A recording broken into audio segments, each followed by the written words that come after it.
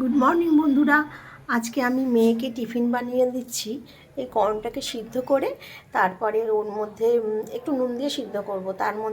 এর মধ্যে দেব সিদ্ধ হয়ে যাওয়ার পর শসা, টমেটো আর লেবুর রস। কিভাবে বানাচ্ছি আপনাদের সাথে আমি শেয়ার করব।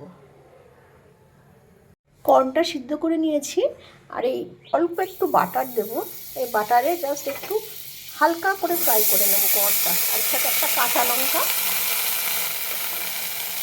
দেওয়া আছে।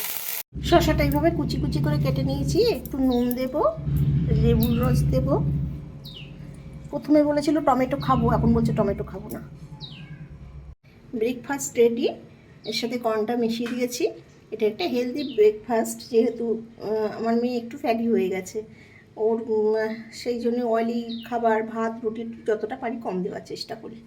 আপনারাও করে খেয়ে দেখতে পারেন আর আমার ব্রেকফাস্টটা কেমন হয়েছে জানাবেন।